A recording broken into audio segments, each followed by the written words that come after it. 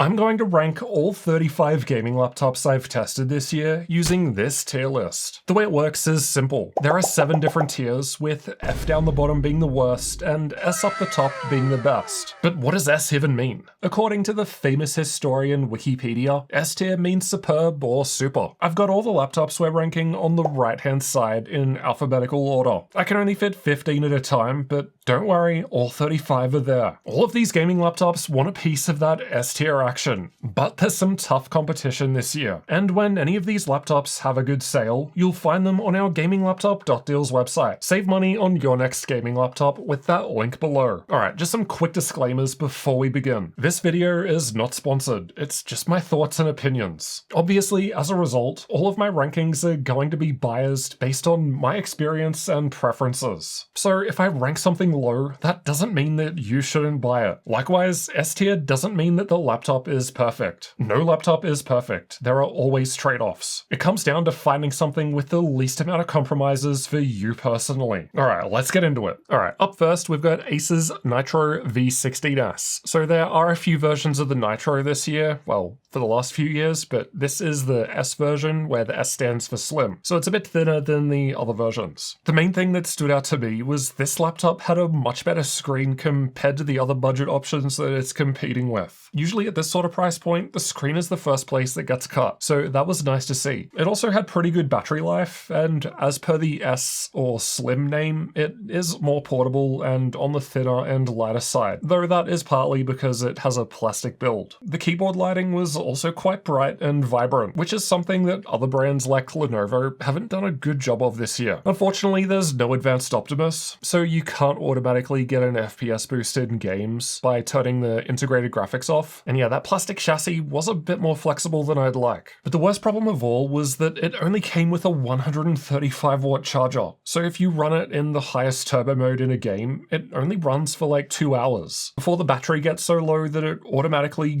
lowers down to a lower performance mode, resulting in less FPS. To be fair, if you just intentionally run it in that slightly lower performance mode, at least in my testing, the battery didn't drain. So you sacrifice a little performance to not have the battery drain. Though other people, including fellow tech reviewer Just Josh, did note that they still had battery drain in performance mode, which is one lower than the highest turbo mode. Though I think they also had a different spec configuration. Either way, that's definitely a big flaw that's very hard to look past. If it didn't have that, it would at least be C tier, but I just can't see myself putting this above at least D tier for now, just because of that stupid battery drain issue. Who knows, maybe it'll go lower once we get to some other laptops, but for now, I'll stick it in D and we'll move on. Alright, up next is Acer's Helios 18, a bigger 18-inch gaming laptop. Probably the best thing about this laptop is the amount of upgrades you get. You get 4 memory slots and 3 M.2 storage slots. Though if you populate all 4 slots, it does run at slower DDR5 4000 speeds. It's also got a mini LED screen, which looks pretty good. It normally runs at 4K 120Hz, but you can reboot it and swap it into an esports mode for the screen where it runs at 1080p 240Hz, if you want a little quicker response time for competitive gaming. It's also got some optional mechanical keys, but only for the WASD keys and the arrow keys if I recall, and I think it's kind of cool when companies give you those sorts of unique options if you want them. You're not forced to use them, but they're there if you want them. But my biggest problem with the Helios 18 is the fans get insanely loud, yet it still thermal throttles on the internals despite being a bigger 18-inch laptop where it should have more room for cooling, all while the performance in games was one of the lowest for the specs that we tested, which is kind of embarrassing. Plus it also had low battery life, but that's pretty common for bigger 18-inch gaming laptops. And for some reason, the Type-C charge didn't work for us on this laptop. So yeah, this isn't really an 18-inch model I could recommend. Again, I think I'll put it in D tier for now and see how we go. Alright, up next is Acer's Helios Neo 16S, and it's got an S on the end, so obviously straight to S tier. Although the V16S had that too, so you get up there.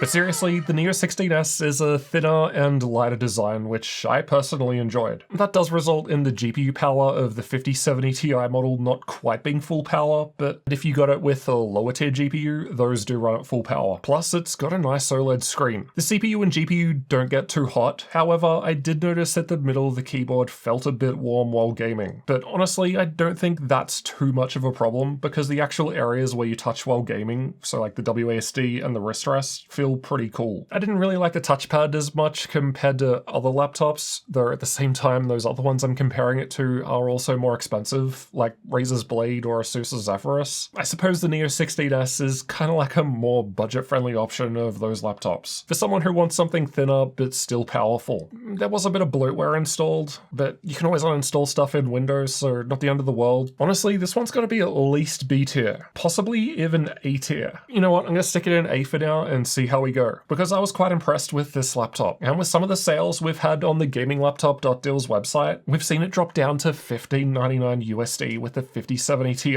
which is great value. And if you want the opposite of great value, then consider Acer's Triton 14, which is up next. I'm sort of joking, it's just that the Triton only just released in the US, so it hasn't really had any sales yet, and at full price it's $2,500 US for an RTX 5070, so not the best value just yet. Anyway, it's got a nice all metal and glass design, definitely feels like a more premium laptop. It's thin and portable, and it's got great battery life, which are all important if you're someone that takes your laptop with you every day on the go. It's got a nice OLED screen, and it's also the only laptop I tested all year that has a touch screen, quite rare for a gaming laptop. And it also had the touchpad with stylus support, which could be great if you're a creator. It's got limited upgrade options due to it being a 14-inch laptop, but that's the case with all 14-inch laptops this year, so soldered RAM and just one M.2 storage slot. The fans can get quite loud in turbo mode. I found the lid a little hard to open, and its smaller 140-watt Type-C charger just means that it's not going to get as much power compared to some of our other 14-inch laptops. I think for the Triton, I'm going to stick it in C tier. I think it's a solid C. It's not bad, but there's not really anything about it that makes me pick it over some of the other 14-inch models. And as we move through laptops that start with the letter A, we're up to Alienware's 16 Area 51. I don't know why they didn't call it Area 51 16. Putting the screen size in the middle of the model name is such a weird move. Anyway, this laptop performed really well in our testing. It's also got 3 M.2 storage slots, which is quite rare for a 16-inch gaming laptop. Though it is also one of the biggest 16-inch laptops, and it's heavier than some of the 18-inch models we've tested, so that's the compromise. But at least the build is solid. It's got an optional mechanical keyboard if you like making extra noise while typing, but mine didn't have that. It's also got that glass panel on the bottom so you can kinda see inside, but the only thing that did for me was make it easier to slide off my lap. Unfortunately, there's no mini LED or OLED screen option. It's IPS only. It is at least a decent IPS panel, but when you're spending Alienware sort of money, I think it would be nice to at least have it as an optional upgrade for those that want to put in an extra $100 or whatever. It also had no Ethernet, which is kinda weird from a big 16-inch laptop, and the Wi-Fi is soldered, so you can never upgrade it. Another weird move from such a big laptop. At least it is modern Wi-Fi 7 though. The speakers weren't great, and the Dell software takes a long time to load after first boot. So good performance and decent overall, but probably not a good choice if you're after something that's actually portable. So maybe F tier if you travel a lot. All things considered though, I think I'm going to stick this one in B tier. It's quite a good laptop despite the downsides. Plus, Dell have had some pretty decent sales this year. Granted, I think that's more so for the bigger 18-inch model than the 16-inch. Alright, up next we've got Alienware's Aurora 16. So this is their more budget-friendly entry-level option, which I think replaces the Dell G series. This had extremely good battery life in our testing, as well as great thermals, a solid build, but the screen has the slowest response time out of all 35 laptops I've tested all year, at around 27 milliseconds. And although this is meant to be a more budget-friendly gaming laptop, it's definitely not the cheapest. There are options with better screens. That said, a lot of people who have actually bought this laptop on Best Buy and reviewed it seem to enjoy the screen and don't notice the slow response time. So it might just be one of those things where you don't really notice it unless you've been spoiled by a better screen. The screen still has decent brightness and colors, which I think are what most people would pick up on when looking at a screen and trying to tell if it's good or bad. The other thing I didn't like was the RTX 5060 is limited to just 80 watts, so there's less performance compared to other 5060 laptops that give the GPU full power, like HP's Omen 16 or ASUS's TUF F16 for example. Even Lenovo's LOQ is higher, and often costs less money. Plus, as mentioned with the other Alienware laptop, it's got that slow Dell software. I don't think it makes sense to put this in B tier with the higher tier Alienware, but I think at least C for now. Overall, it's a decently solid entry-level gaming laptop, as long as the price is right, of course. Alright, Alienware's 16X Aurora is up next, and this is kind of just an all-round upgrade over that non-X version we just looked at. So I'll put it one tier ahead of the non-X and see if that makes sense. So this laptop had solid build quality, the screen is way better, it's got like a 3 millisecond response time, and it's brighter too if I recall. The battery life isn't quite as good as it's got a higher tier Intel HX processor, but it was still decent battery life as far as laptops with Intel HX go. And I had this weird problem with fan noise. We reviewed 2 configurations of this in our review video, one with the 5060 and one with the 5070, and for some reason the 5060 version had louder fans than the 5070, despite performing worse. So that's kind of weird and doesn't really make sense, but I guess they might have fixed that in updates since, I'm not sure. The keyboard lighting was kinda dim. Again, that Dell software is slow to load after first boot. Overall, it is quite a good laptop with not really too many bad downsides. The main thing is it just seems to be way too expensive to justify. We've very rarely listed that on the deal site this year, because even when it goes on sale, it's just not that competitive compared to other options. But if you can find it at a good price, yeah, solid B tier, sure. And last but not least, Alienware's Big R18 Area 51. So this laptop had excellent gaming performance. The keyboard stays cool under load, and like the smaller 16-inch version, it's got an optional mechanical keyboard. It's got solid build, 5 gigabit Ethernet, which is extremely rare in gaming laptops. I think the screen is quite competitive despite only being IPS. Again, unfortunately, like the 16, there's no optional mini LED upgrade, which I think is a miss by Dell. Having that as an option for people who want to spend more money should be a choice. Of course, there's no OLED, as 18-inch OLED doesn't exist yet. It's also a very heavy laptop, the heaviest we tested all year. And like the smaller 16-inch version, it's got that glass panel underneath, which just slides off your legs if you're using it on your lap at the wrong angle. Again, like the smaller 16-inch, it's got soldered Wi-Fi 7, so you can't upgrade it, despite it being a huge laptop. I'm sure they could have fit the little tiny Wi-Fi card in such a big laptop. The speakers aren't that amazing, and the fans can get quite loud, but like all laptops, there are lower performance modes, and it is possible to find a better sweet spot of decent performance but lower fan noise. Honestly, I'm gonna stick this thing in A tier. It's a solid 18-inch gaming laptop, and if you saw my recent 18-inch gaming laptop comparison video where I compared 7 different laptops from all the major brands, Alienware's 18-inch actually came in second place. And it's also had some amazing sales on our gaminglaptop.deals website this year. It's been very competitive and definitely worth considering if you want a bigger 18-inch gaming laptop. Next up is ASUS's Flow Z13. So this is that Strix Halo device that is basically a tablet with a snap-on keyboard. The amount of performance this 13-inch device can output is very impressive. It's extremely portable, but due to its smaller 13-inch size, there's basically no upgrade options. The keyboard lighting is quite dim. It's pretty good overall with decent build quality, but it is very expensive. I'm not trying to factor in price too much into my rankings, as price always changes. Still, it's a very niche product that's hard to recommend unless you're someone that needs maximum portability. I mean, if you needed maximum portability, it could easily be S tier, but if you don't want a smaller 13-inch screen, it could be F tier. I think I'm going to compromise and go with C. I could potentially go B just because it's a cool, unique device, but at the same time, it's not really something I would recommend to most people who ask me for a gaming laptop recommendation. So we'll leave it there for now. Up next is ASUS's Strix G16, but the AMD version, because we have the Intel version up next. And just as a reminder, the AMD version actually uses the last gen 2024 chassis, while the 2025 Intel one is redesigned. The AMD one we had the 9955 HX3D, which, apart from being a mouthful, is the only laptop processor this generation from AMD with their 3D V-cache, which does give a pretty decent improvement in gaming performance. It depends on the game and resolution. At 1080p, it can make quite a big difference. But this laptop came with a 2560 by 1600 screen, so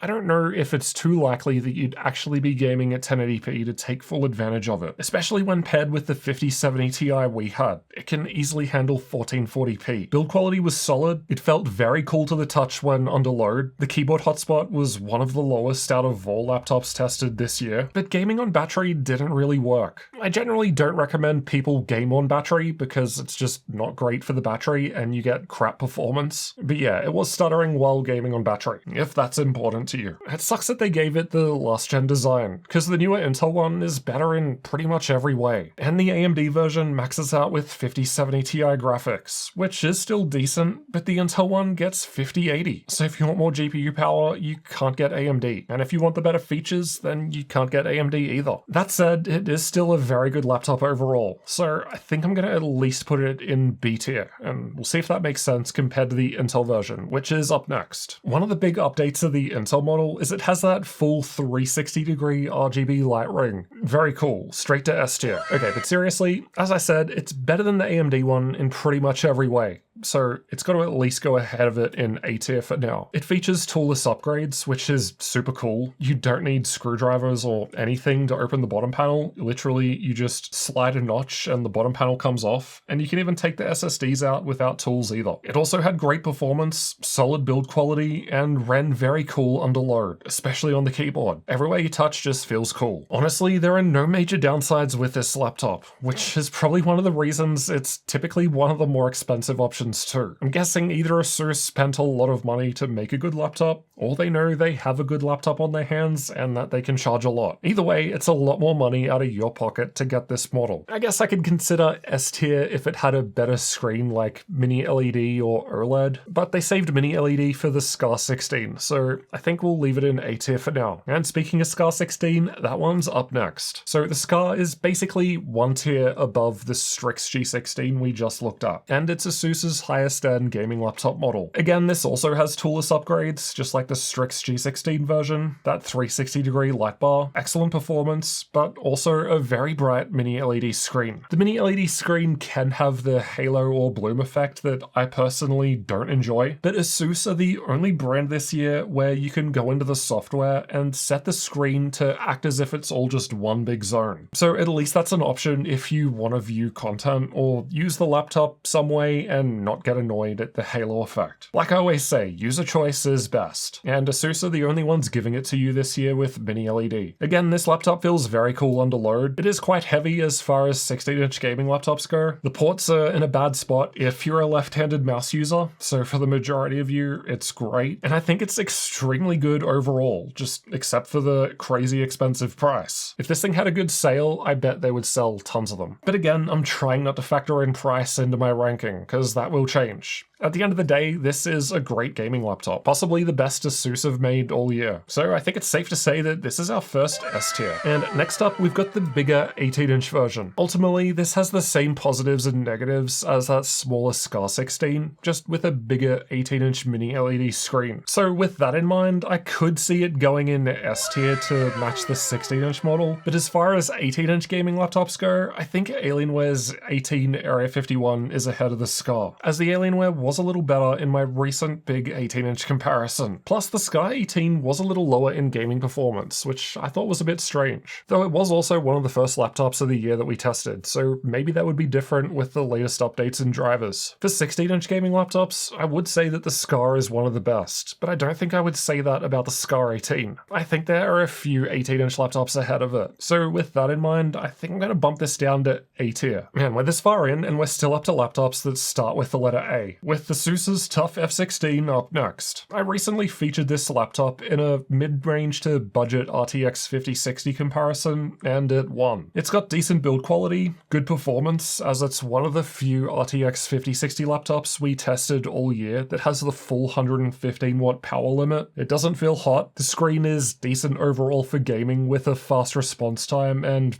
okay colors. It is a little on the dimmer side at just 300 nits, fine for indoor use, but you'd probably want to look elsewhere if you're using it outside. But like I said before, there's pretty much always a compromise with laptop screens at this sort of price point. The fans can get loud in turbo mode, but again, like all laptops, you can run with a lower performance mode to still get decent performance with quieter fans. And it's got a big 280 watt charger, which makes it a little less portable, but I suppose that's a compromise for getting the full 5060 5060 power, and at least the battery doesn't drain like other laptops, like Acer's Nitro V16S, or HP's Omen 16 with 5060, or even Lenovo's LOQ with 5060. Honestly, given it won that comparison with the budget to mid-range 5060s, I think I'm going to put this one in S tier too. Now, I'm obviously not saying that the TUF competes directly with the SCAR 16. They're both in S tier for different reasons. The SCAR is there as one of the best 16-inch top-end maxed-out gaming laptops, and the TUF is there as one of the mid-range budget options. Alright, up next we've got ASUS's Zephyrus G14.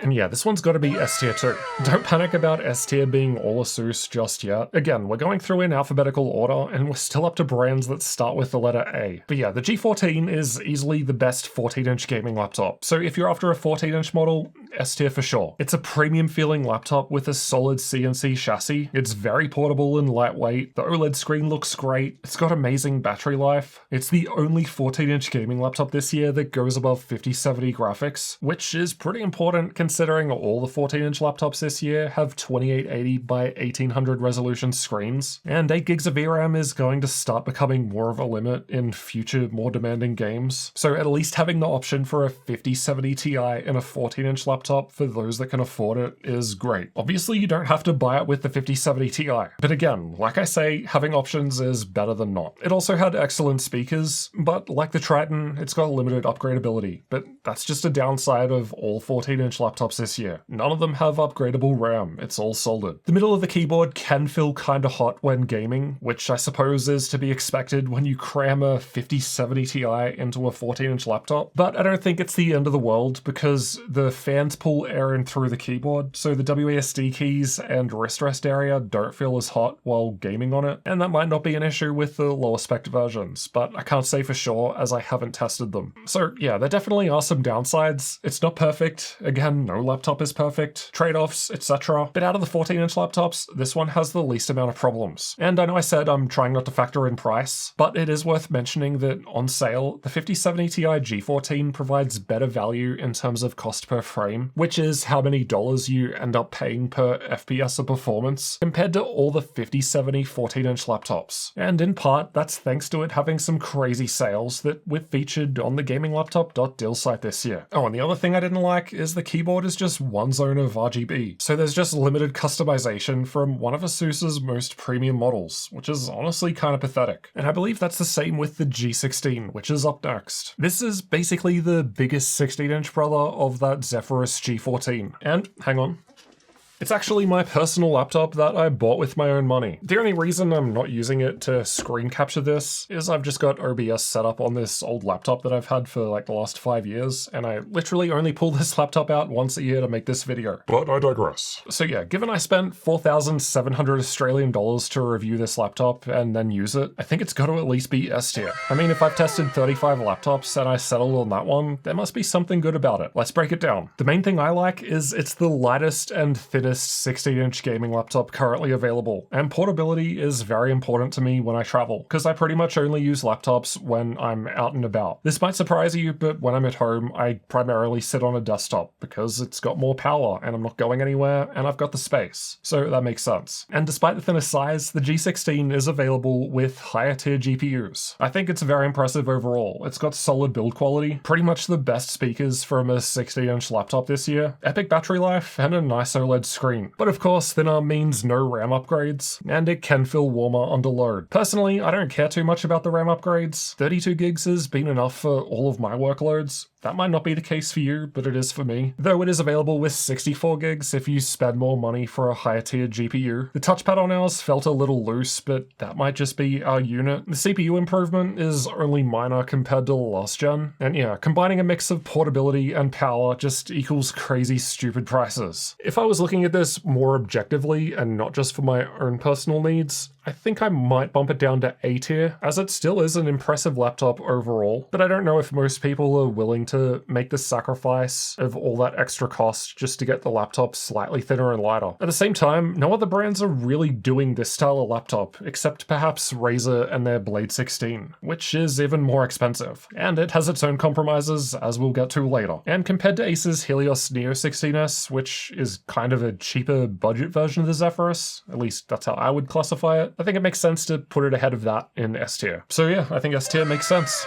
Alright, up next is Gigabyte's Aero X16. This is a very lightweight and portable gaming laptop, but a downside of that is the interior plastic does flex quite a bit. Honestly, it's not really that bad unless you're going out of your way to push on it, but like just using it normally, it feels okay. It runs very cool, despite the fans being quieter than a lot of other laptops. And it's got impressive battery life, and those things combined together make it great for on-the-go use. It does have USB 2.0 on one of the Type A ports, but I mean, unless you're connecting devices to all of your ports and using all of them at once, that's probably not a big deal. The MUX switch is only accessible in BIOS. Would have been nice if there was a shortcut in the software, and this has had some pretty good sales on the GamingLaptop.deal's website, making it very competitive as far as price goes. And a lot of people seem to be buying it and liking it. I think I'll go B tier just because it doesn't really make sense for me to put this above the 16X Aurora. Honestly, the 16X is a better laptop, but I think it's probably like maybe 1 tier above. I don't think it's an amazing laptop, so probably not A tier anyway. It's definitely better than C, so yeah, I think B makes sense. A decent all-around laptop, not too many major problems to complain about. And we've got Gigabyte's Aorus Master 16 next. So the Master series is Gigabyte's top-end laptop this year. Its OLED screen is nice, it's got decent performance. The Gigabyte software is a little messy compared to some of the other brands. The plastic build has a bit more wobble and flex compared to others, so you'd think it should be one of the cheaper options, but it's not. Nothing about it really stood out to me. It's just like, yes, this is a laptop. This one's subjective, but I don't think it looks as good compared to some of the other top-end competition. It's not terrible, but I wouldn't recommend this laptop. And if I wouldn't recommend it, I think it's gonna go in D tier with the other laptops that I wouldn't recommend. I don't think it's worth blasting it and putting it in F tier or anything like that, so yeah, D tier for now. And we've also got their bigger Aorus Master 18. Now, this one actually came last in my recent 18-inch gaming laptop comparison. That's 7 laptops from all brands, and the Master 18 was down the bottom. Granted, the 2 or so laptops ahead of it were only a couple of points ahead. Personally, I really hate the front RGB bar on this laptop. At least with the Master 16, the RGB lighting kind of all blends together, but on the Master 18, it's like you can see the individual lights. I don't know, I guess some people like that look, but it's not for me. It's got good upgrade options with 4 RAM slots and 3 M.2 storage slots, just like the Helios 18. And honestly, it's that upgradability that's the only thing really preventing me dumping it in E tier and moving on. I'll stick it in E with that Helios 18. But yeah, it's just generally not a laptop I would recommend, unless it was like on crazy sale or something and you want heaps of upgradability. And then we've got Gigabyte's Gaming A16, which is basically their entry-level gaming laptop option this year. So I'd say it kind of competes with Alienware's 16 Aurora, though that's more expensive, or Lenovo's LOQ, or HP's Victus, for example. This thing had good thermals, great battery life, decent speakers, it's lightweight and portable, but the screen sucks. It's got low color gamut and slow response time. It's also got a lower powered 80-watt 5060, so just less gaming performance compared to some of the other laptops that have higher powered GPUs. It's got a plastic chassis with some flex. Again, like the Aero X16, the MUX switch is only available in BIOS for some reason. And with both the A16 and X16 on sale, often the higher tier Aero X16 ends up cheaper than the A16, which really doesn't make sense to me, as the Aero X16 is a higher tier laptop from Gigabyte. So if they're the same price or the Aero's like $50 more, just get the Aero instead of the A16, if you're considering the A16, of course. I think I'm going to put this in E tier. Now, I know the review I made of this was on the more positive side, but I guess that was before the higher tier Aero ended up being cheaper. And again, I know I'm trying not to factor in price too much, but if you've got 2 laptops and one's better than the other and it's the same price, then why does this other one exist? I don't know.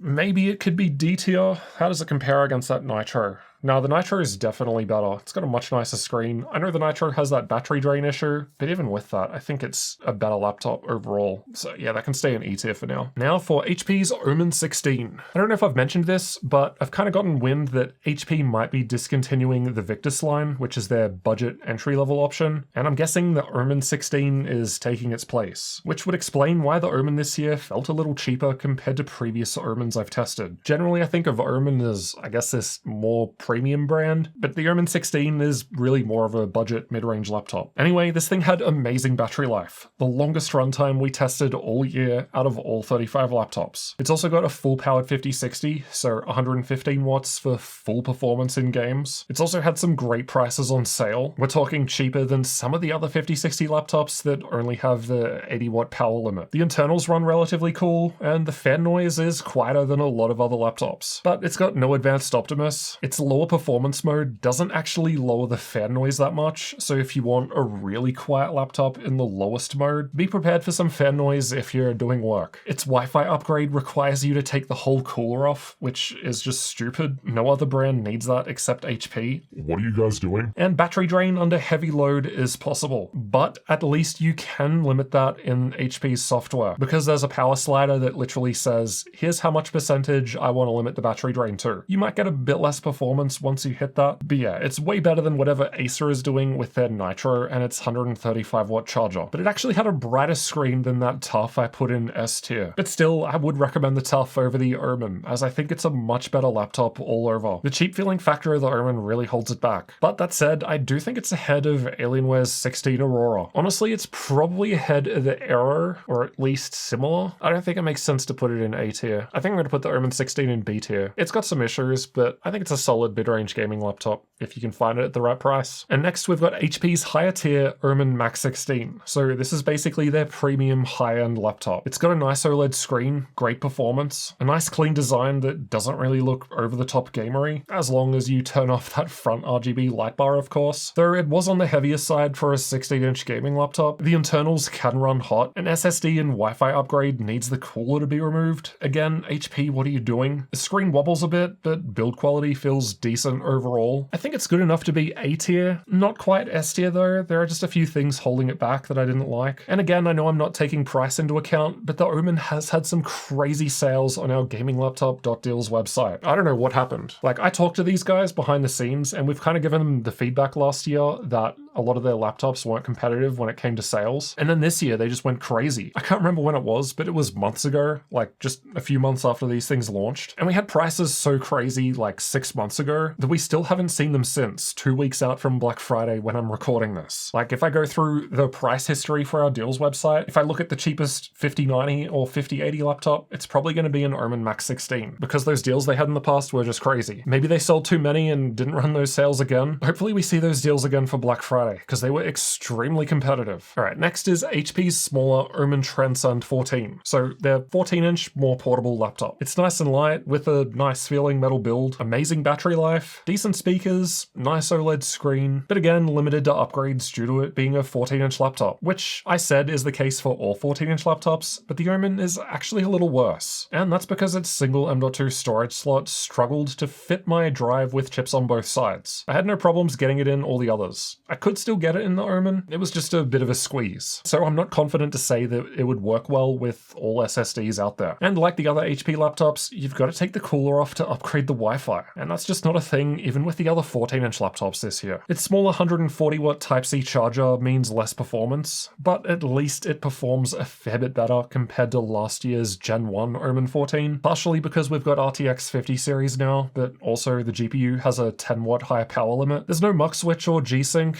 I suppose it's possible this might not be a gaming first device, although if you ask me, the Omen brand is all about gaming, so kind of strange those features are missing. And yeah, it came last in our recent 14-inch gaming laptop comparison, so based on that, it's probably going to go at least below the Triton 14, right? I think it makes sense to put it in D tier. I think we'll put it in C with the Triton, but I will note that the Triton was generally a little better than the Omen. Of course, depends specifically what you care about. And next is HP's Victus 15, which for now at least is their budget-friendly gaming laptop line. Might be replaced soon by lower tier Omen series, but we'll see. The internals on the Victus ran relatively cool with low fan noise. It's got decent battery life. The keyboard and touchpad were nice to use for a budget laptop. The speakers aren't too bad, but what I found weird is it's another laptop that's just got that 80 watt 5060. Yeah, I get it in budget gaming laptops, but the Victus also comes with a 200 watt charger. Either they should have shipped it with a smaller power brick and made the whole laptop package a bit bit more portable and lightweight, or they should have boosted the GPU power a little. It's got no muck switch, and it lost quite a lot of power while asleep, so if you're not using this laptop for a while, you'll probably want to hibernate it instead of sleep. And it also had slow Wi-Fi 6. I don't think the Victus is that great. I think I'm going to sit it in E tier right next to Gigabyte's budget option. Obviously, budget options, we expect them to have downsides and compromises, but I just think there are better options at a similar price point. Alright, we're into the Lenovo laptops with Lenovo's Legion 5. Now, I thought this was a great laptop. Unfortunately, they cancelled the smaller 14-inch model, but at least this year's Legion 5 has a smaller 15.1-inch OLED screen. So it is a little smaller compared to a lot of the 16-inch options out there. Still not quite 14 inches, but it is a little more portable. Although it depends on your country, because some regions have a bigger 15.3-inch IPS screen, but that wasn't the one we were able to get. I really liked its nice clean design. It doesn't scream gaming laptop. It's got decent performance. All Lenovo OLED laptops this year have above average screen brightness at around 500 nits. All the other brands are closer to 400, maybe 450 if you're lucky. So I don't know what Lenovo are doing this year, but if you want a brighter OLED screen, they're the best choice. It had amazing battery life, though that was more so from the AMD configuration than the Intel one, but the Intel one was still well above average. A downside of that custom smaller 15.1-inch OLED screen is there's no G-Sync, FreeSync, or Adaptive Sync, and there's also no Advanced Optimus either. Personally, I can't say I really noticed that, and from people I've seen online who have bought this laptop, they seem happy with it, and it's not as if they're all reporting big screen tearing in gaming or anything. The speakers aren't amazing. Honestly, I thought Lenovo's cheaper LOQ sounded a little better. Performance on battery power was quite low, or at least I think that was with the AMD model. The Intel one wasn't too bad. Overall, I think it's a great portable laptop with good performance and an above average screen. But for gaming, those compromises like no G-Sync or Advanced Optimus aren't the best. This thing has had some insane deals. Again, gaminglaptop.deals website, so you don't miss those insane prices. We're talking $950 for the RTX 5060 with an OLED screen. Yes, last gen AMD processor, but still perfectly capable. And at $950 USD, honestly, sometimes even with sales, you're looking at things like Gigabyte's Gaming A16 or HP's Victus 15 in E tier. The Legion 5 absolutely demolishes those. This thing is easily at least A tier. I think I won't put it in S tier simply due to it just missing features like G-Sync and Advanced Optimus. You know, those nice premium extra features. Good to have, not really critical. But yeah, it's a solid gaming laptop and easily one I could recommend, especially if you want something a little more portable than your typical 16-inch laptop. And speaking of portable, we've got Lenovo's Legion 7i up next. This one has a premium all-metal build. It's relatively thin and light for a 16-inch laptop and quite portable. Not quite as thin and light as ASUS's Zephyrus G16, and unlike the G16, it also doesn't have the option of 5070 Ti graphics. Again, not saying everyone out there needs to buy 5070 Ti, but at least having the option to get more VRAM if you're willing to spend more money is nice to have, and that doesn't exist with the Legion. Again, like the other Lenovo OLED laptops, it's got above average screen brightness, but it's got weaker Wi-Fi performance, no Thunderbolt 5, and it was a little harder to open and get inside compared to others. Last year, I actually tied this laptop for first place with ASUS's Zephyrus G16, and I think I put it in S tier in this comparison. And overall, this laptop has improved in pretty much every way this year. The OLED screen is a nice upgrade, something it didn't have last year while the Zephyrus did. Now they both have OLED. I'd argue the G16 hasn't really changed as much compared to the Legion, so maybe it makes more sense to put the Legion in S tier than the Zephyrus. They're both good laptops, but honestly, at the end of 2025, I just don't think I can put a laptop that's limited to 8 gigs of GPU in S tier. Of course, talking about more premium options, even on sale, the Legion 7i with 5070, I think the lowest price we've had it on the deal site for is like $1,600. I know ASUS's tough F16 with 5060 is 8 gigs of VRAM, but that's different. That's got a 1080p screen, and it's meant to be a budget mid-range option, so I can let it slide there. But with a 2560 by 1600 premium expensive laptop, I don't think I can look past the fact that they didn't give it a 5070 Ti option. Don't get me wrong, you can definitely still run most games and have a great time on this thing with a 5070, no problem. But in some games, you might have to turn down settings and turn up upscaling settings, or run at a low resolution, and that's only going to get worse as time goes on. And when you buy one of these laptops, you want it to last multiple years. And with just 8 gigs of VRAM, I'm not too confident that I can say this premium gaming laptop will be running well in 3, 4, 5 years from now. Heck, in some games, it won't run that great today. So yeah, it is a very good laptop that I really liked. And if you're not gaming too much, then you probably don't care about the whole VRAM thing, so 5070 and 5060, perfectly adequate. But yeah, I don't think I can put it above A tier. tier. Alright, Lenovo's Legion 9i. So I believe this is their first 18-inch gaming laptop. Last year the 9i was a 16-inch, and now this year they've made it bigger. And bigger equals better, so automatic S tier.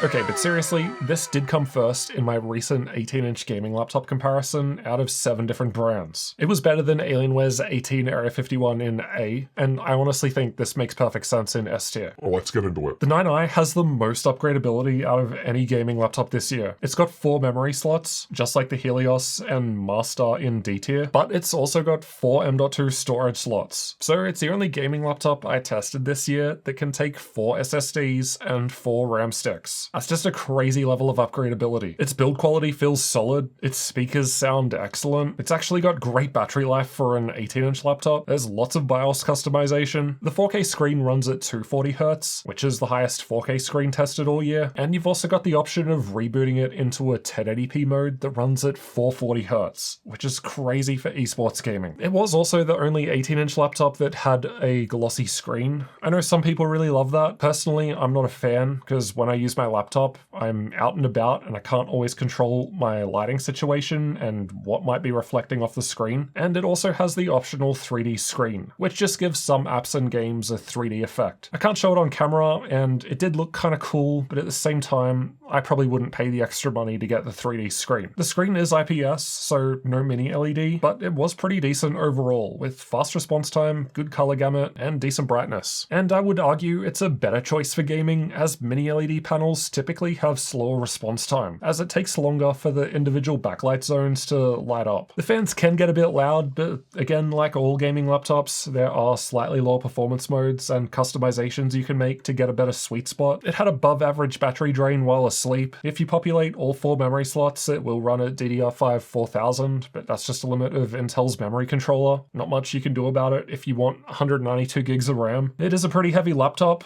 not quite as heavy as the Alienware, but I guess that's just to be expected when you're cramming in so many features. But yeah, ultimately it's just the best 18-inch gaming laptop we tested all year, and that's gotta justify S tier. It's probably too giant for me personally, but then again, I'm a thin 16-inch laptop enjoyer. It is also very expensive, though at the moment on the GamingLaptop.deal's website, it does have a record low price. Generally, the Alienware has been like $1,000 cheaper most of this year, but I think at the moment there's only like maybe a few $100 difference. The Alienware is still cheaper, but I mean, if you're already spending $3,600 on a 5090 Alienware 18, boosting that budget by 10% to get the Legion, definitely worth it, I think. Unless the Alienware has something specific that you want. Alright, next we've got Lenovo's Legion Pro 5i. This laptop frequently has sales with the 5060 and 5070, but honestly, I don't think it's worth buying it with those specs. I did a full video comparing the Pro 5 with the regular Legion 5, and my summary was basically, the Pro 5 is only worth it if you're getting it with the higher tier 5070 Ti graphics, as that's not available in the smaller Legion 5. Yeah, the Legion 5 has a slightly smaller screen, but honestly, I don't think it's worth spending more money to get the Legion Pro 5 if you're considering 5060 or 5070 graphics. That said, it does have nice build quality overall. Like the other OLED laptops from Lenovo, it's got above average screen brightness, and yeah, it's just a great all-round gaming laptop. But it did have weaker Wi-Fi, no Thunderbolt 5, the rear ports were removed this generation, and the keyboard lighting was a little underwhelming. That was the case with a lot of Lenovo laptops this year. It's like they just turned down the brightness and colors or something. Honestly, I think this is pretty comparable to maybe the Strix series from ASUS. I would say the Scar is probably more comparable to like the next one we're going to look at, the Legion Pro 7i. But yeah, the Legion Pro 5 is a solid laptop. I don't think it makes sense to put it in S tier, but yeah, if you're getting it with the 5070 Ti we tested it with, I think A tier could make sense. And now for the higher tier Legion Pro 7i. This one had excellent gaming performance and was better than most other laptops we tested with the same specs. Again, also above average brightness with a Lenovo OLED screen. It's just a great all-round gaming laptop. Plenty RGB lighting if that's your thing. And if you want higher tier graphics like the 5080 or 5090, you have to go for the Pro 7 over the Pro 5, as the Pro 5 maxes out with 5070 Ti.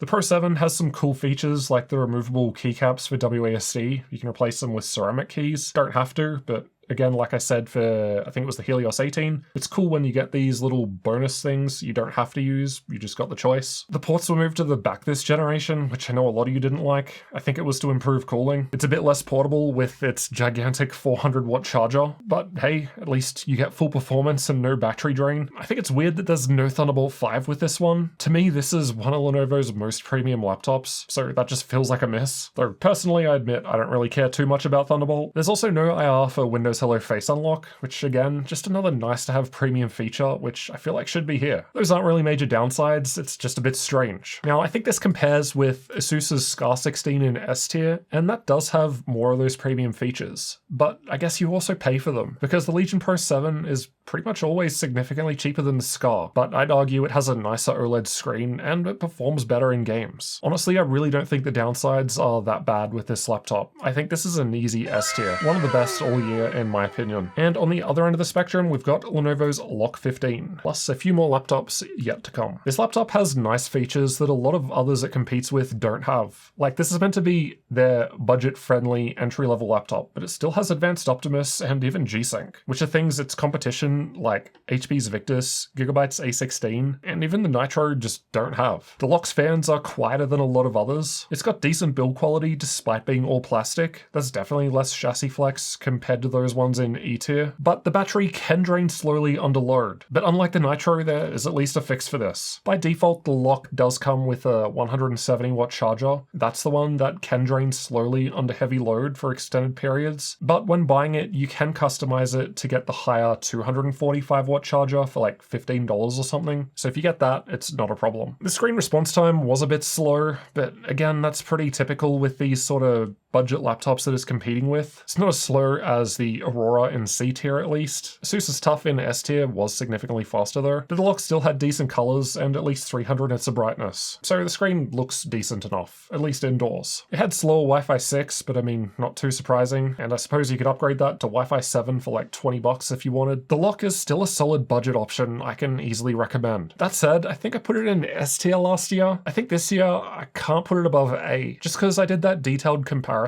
between the 50-60 budget options, and the Tough did come out on top. That said, the Tough was like 15% more expensive. The LOQ is also generally one of the cheaper, better priced options, so if we were factoring in price, that alone would probably put it into S tier, but I'm trying not to factor that in because price always changes. And if we are talking about sales, I think we've seen the 50-60 Legion 5 on sale for less than a 50-60 LOQ. And obviously the Legion 5 is higher tier than the LOQ. But yeah, either way, LOQ is a solid laptop I can recommend. Alright, next we've got MSI's Titan 18. This one had similar scores in my recent 18-inch comparison to Acer's Helios 18 and Gigabyte's Aorus Master 18. So based on that, let's start around D tier and see how we're going. The Titan had pretty good performance. Along with Lenovo's Legion 9i in S tier, it's the only other laptop we tested this year that had 4 M.2 storage slots. But unlike the Legion, it also downgraded this year to just 2 memory slots. Last year it had 4 slots. I think the reason MSI did this because it kind of makes sense for a gaming laptop, especially now that you can get memory sticks up to 48 gigs. So with 2 slots, you can still get 96 gigs of capacity, which is honestly a lot for most people. But with 2 sticks, you're not dealing with Intel's memory controller limits on the memory speed, so you can still run it at faster speeds, which typically gives you better FPS in games, making it a better option for a lot of gamers compared to an 18-inch laptop with 4 slots. That said, Lenovo's Legion 9 still performed the best out of pretty much any laptop this year. It does have a 4K screen, and memory difference do start to matter less at higher resolutions. The Titan had a very bright mini LED screen. There's a crazy level of BIOS customization and tuning available for enthusiasts, but it had the worst touchpad I've ever used in my entire life. I know people love haptic touchpads, but whatever MSI have done with this one is just crap. Seriously, I wouldn't buy the laptop just because of that. At the very least, assume you're always going to have to use it with a mouse. It's also got no G-Sync and advanced Optimus, which was already kind of a surprise from Lenovo's Legion 5, but that laptop's $950 on sale. The Titan is like $5 grand. No G-Sync or advanced Optimus for over $5,000 US is honestly embarrassing. What are you guys doing? And that's the other thing, $5,000. It's just way too expensive. Lenovo's Legion 9 is kind of around that sort of price with no sale sales, and that's fully maxed out, and it's a significantly better laptop. But with sales, you can get it for under $4,000 with a 5090. Even with the sales we've seen on the Titan, they're just not competitive. I'm pretty sure we've never listed this year's Titan 18 on the gaminglaptop.deals website. It just hasn't had a good deal where we've thought, hey, this is worth sharing with you. It's just not a laptop I would recommend. And like I said, it scored similarly to the Master 18 and Helios 18, but due to those problems, honestly, I think it's at least a tier under them. I'm gonna stick this in E tier. I'm so mad about that touchpad just thinking about it, I kinda wanna dump it into F tier. I'll leave it in E. It's just not a laptop I can recommend, and I don't think it's got enough going for it to suggest it. Something from MSI I can suggest, on the other hand, is their Vector 16. Now, the main thing about this laptop is it's priced extremely competitively, so the complete opposite to whatever they're doing with the Titan. The Vector has been available for the last couple of weeks now for $1,300 US with RTX 5070 Ti graphics. That makes it the cheapest 5070 Ti we've ever listed on the deals site by like $200. That's just insane value, especially considering the 5070 Ti is like 30+% faster in games at 1440p compared to the 5070, and $1,300 is typically RTX 5070 laptop pricing. It even has Thunderbolt 5, which is something Lenovo's Legion Pro 7 in S tier is missing. The Vector had above average battery life. Like their Titan, MSI's laptops just have the most customization available in BIOS out of any brand, but also like MSI, there's no advanced Optimus or G-Sync. At least I can maybe understand that from this, as it is a cheaper priced laptop, but still, it's kind of hard to access the rear ports on the back because the plastic shroud sort of covers them, which is just unnecessary and gets in the way. Our touchpad had some issues, but that might have just been us. It is on the heavier side for a 16-inch laptop. The fans can get loud, but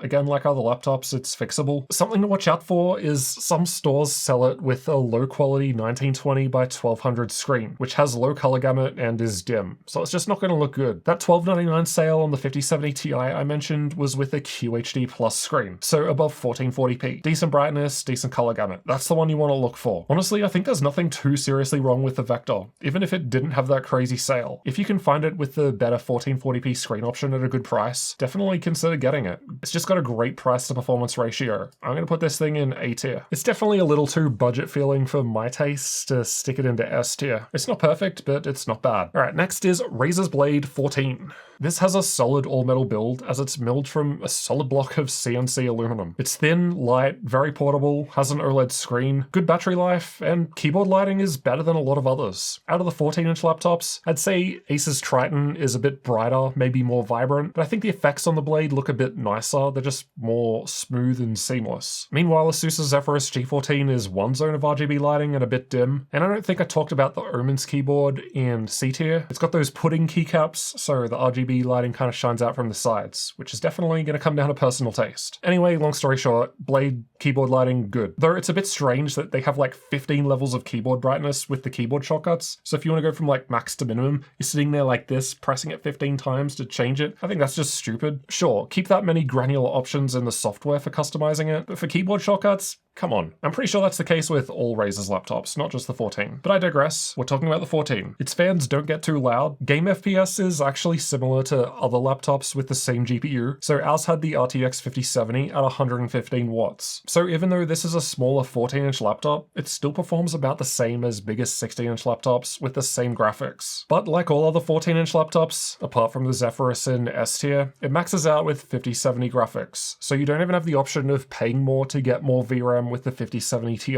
if that was something you wanted to do. The Synapse software isn't as good as the G14 in my opinion. Again, there's limited upgrades, but it's the same as all the other 14-inch laptops, so that's not unique to the Blade. We've finally seen some decent pricing on it on the gaminglaptop.deals website. Maybe they haven't been selling too well, I don't know, but it is at least priced competitively with the current sale. A lot of people say Razer support is shit. Personally, I haven't had any experience, so I can't say, but I just assume that's going to be the case with support from all brands, so I don't know if I'm going to factor that in here. Purely in terms of the laptop though, I think this thing makes sense in A tier. It's definitely ahead of the Omen. I think it's a fair step up over the Omen as well, and not quite as good as the G14. I suppose it could maybe go in B tier. Nah, I think it's a solid 14-inch laptop. A tier. Makes sense to me. Next, we've got the bigger Blade 16. Again, we've got that solid all-metal build Razer is famous for. This has got to be the best feeling premium 16-inch laptop we tested all year. Sorry, Zephyrus G16.